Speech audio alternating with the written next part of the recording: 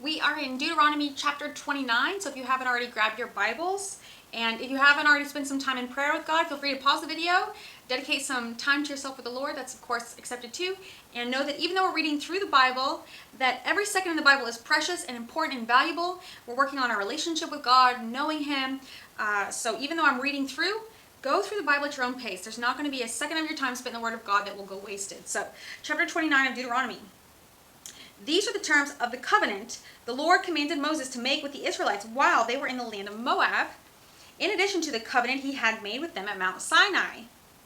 A call for commitment to God, Moses' third address. Moses summoned all the Israelites and said to them, You have seen with your own eyes everything the Lord did in the land of Egypt to Pharaoh and all his servants and to his whole country, all the great tests of strength, the miraculous signs, the amazing wonders. But to this day the Lord has not given you minds that understand, nor eyes that see, nor ears that hear. For 40 years I led you through the wilderness, yet your clothes and sandals did not wear out. You ate no bread and drank no wine or other alcoholic drink, but he provided for you so you would know that he is the Lord your God. When we came here, King Sihon of Heshbon and King Og of Bashan came out to fight against us, but we defeated them. We took their land and gave it to the tribes of Reuben and Gad, and to the half-tribe of Manasseh as their grant of land. Therefore, obey the terms of the covenant, so that you will prosper in everything you do. All of you, tribal leaders, elders, officers, all the men of Israel, are standing today in the presence of the Lord your God. Your little ones and your wives are with you, as well as the foreigners living among you, who chop your wood and carry your water. You are standing here today to enter into the covenant of the Lord your God. The Lord is making this covenant, including the curses. By entering into the covenant today, he will establish you as his people and confirm that he is your God, just as he promised you and as he swore to your ancestors, Abraham, Isaac, and Jacob. But you are not the only ones with whom I am making this covenant with its curses. I am making this covenant both with you who stand here today in the presence of the Lord our God, and also with the future generations who are not standing here today. You will remember how we lived in the land of Egypt and how we traveled through the lands of enemy nations as we left. You have seen their detestable practices and their idols, made of wood, stone, silver, and gold.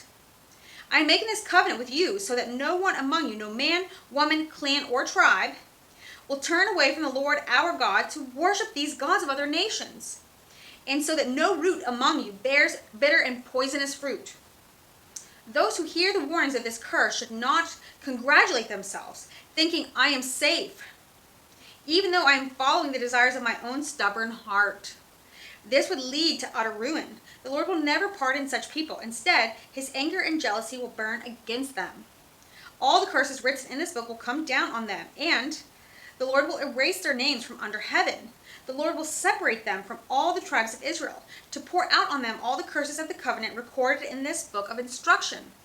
Then the generations to come, both your own descendants and the foreigners who come from distant lands, will see the devastation of the land and the diseases the Lord inflicts on it. They will exclaim, the whole land is devastated by sulfur and salt.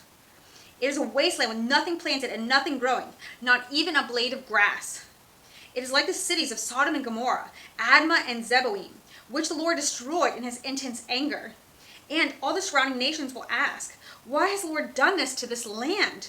Why was he so angry?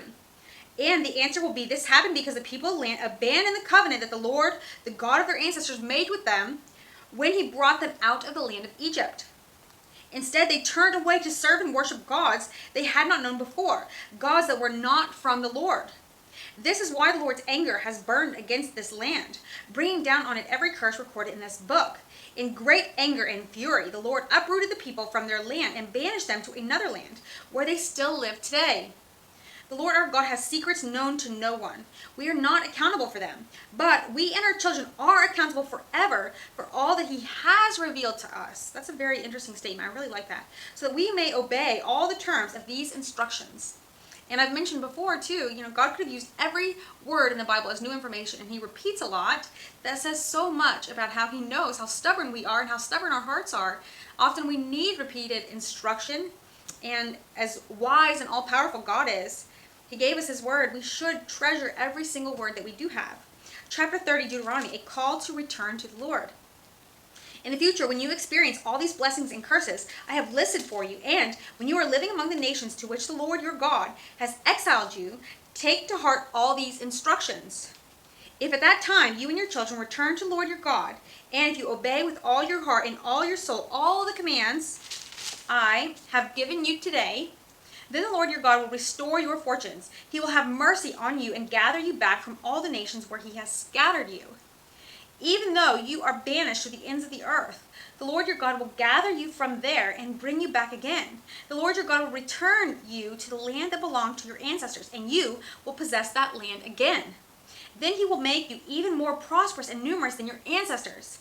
The Lord your God will change your heart and the hearts of all of your descendants, so that you will love him with all your heart and soul, and so you may live. The Lord your God will inflict all these curses on your enemies and on those who hate and persecute you. Then you will again obey the Lord and keep all his commands that I am giving you today. The Lord your God will then make you successful in everything you do. He will give you many children and numerous livestock, and he will cause your fields to produce abundant harvests. For the Lord will again delight in being good to you as he was to your ancestors. Oh God, help us to love you, to serve you, to be what you want us to be for you. Help us to love you truly.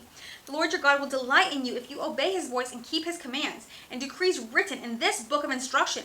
And if you turn to the Lord your God with all your heart and soul. Yes, this command I am giving you today is not difficult for you, and it is not beyond your reach. It is not kept in heaven, so distant that you must ask, who will go up to heaven and bring it down so we can hear it and obey?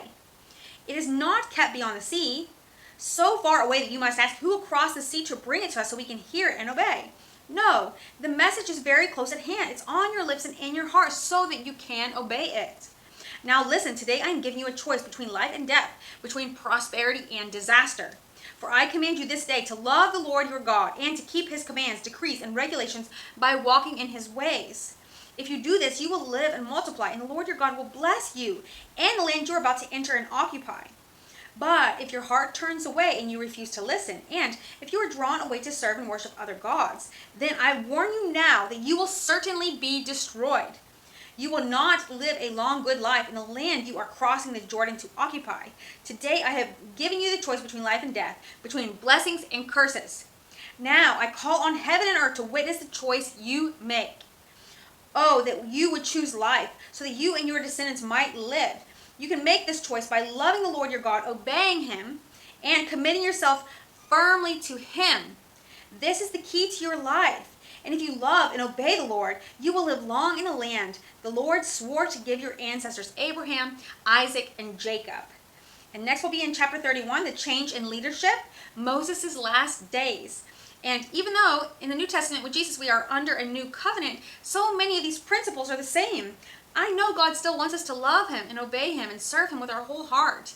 So dedicate your life, turn to him, return to him, obey him from a place of love, because God deserves it and God is love. So I'm looking forward to reading through the rest of Deuteronomy, and we only have a few chapters left. This is Moses' last days. So thank you for joining me, and I hope you're having a blessed day.